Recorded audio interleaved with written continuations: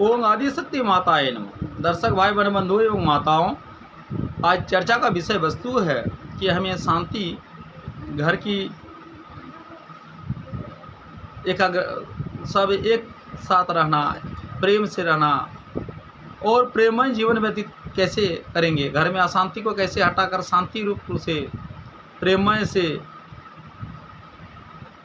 एक ही निष्ठा पर चलकर परिवार कैसे शांति से बिता सकते हैं। तो हम जानते हैं कि जब सृष्टि हुई उस समय प्रभु माया द्वारा पृथ्वी की सृष्टि की है। माया उन्हीं के द्वारा एक रचा हुआ आदि शक्ति का ही एक रूप है। तो जो मायावल उस असीम को ससीम बना डालते हैं, उनकी प्रभाव से वह विश्वातीत, विश्वचर और विश्व बन जाता है। जो शक्ति या बल काल को जगरूप में परिणत कर डालती है, उसी महामाया का नाम ही प्रकृति। इसी के समन्वय से वो आदि पुरुष, वो काल पुरुष, वो परमेश्वर अपने यत्किंचित प्रदेशों से सीमित बनाकर कामना के चक्र में मनुष्य को फंसा देते हैं। जीवों को कामना की आसक्ति में मनुष्य फंस जाते हैं और कामना की बंधन में फंसकर वह इतना लोटपट हो जाते हैं कि वो उसे परमार्थ को याद ही नहीं कर पाते हैं, भूल जाते हैं। कामिनी कांचन में आसक्त होकर दिन प्रतिदिन दुख से तरह तरह के घेर जाते हैं कि आज ये है भाई, हमारे पास मोटरसाइकिल है तो मोटरसाइकिल नहीं, चार पहिया चाहिए।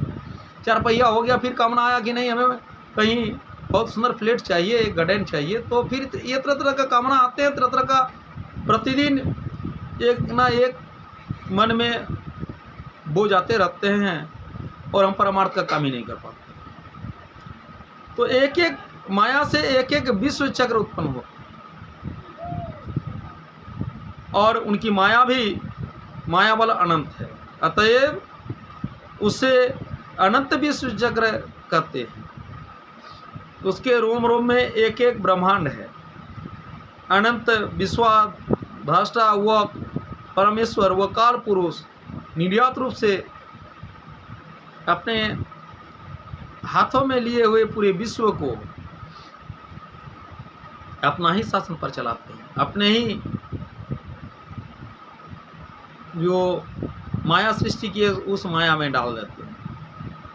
परंतु मोक्ष भी देते हैं वही, सिर्फ हमें उनको मनन करना होगा, उन्हें ध्यान करना होगा, उन्हें उसी रास्ता पर चलना होगा। सातों लोक, 14 भूत सर्ग, सारे विश्व चक्र सब उसी से उत्पन्न हुए हैं। वह पूर्ण पुरुष सब पर प्रतिष्ठित है।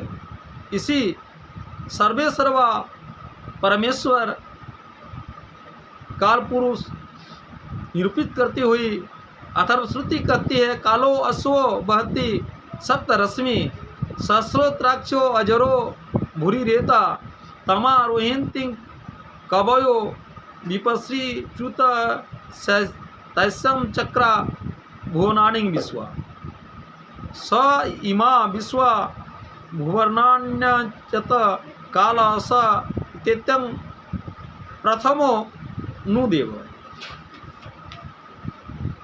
स एव स भुवन्यन्यं भरत स एव स भुवन्यान्यं पयेतं पिता सन्ना भवतं पुत्रो येषो तस्माद्यों नान्यतं परमस्ति तेज कालोत्तमं दिव मजनं यत काल इमं पृथिवीरुत कलेह भूता भैभं चेसी त्रिहं वितिष्ठते। अर्थात ये अनुपाय की अनिरुक्त निरुक्त भेद से तम 3 प्रकार के होते हैं। काला रंग, कोयला, डामर आदि निरूपित क्रम है। जिस प्रकार रात्रि का अंधकार और भोजने होने पर होने वाले अंधकार अनिरुक्तम है, इनकी प्रत्यक्ष मात्रा किंतु निर्मनन नहीं हो सकते। निरुक्त विश्वा सत्ता है, अतः काल की सृष्टि है, अनिरुक्त काल रात्रि है, प्रलय है, सृष्टि है।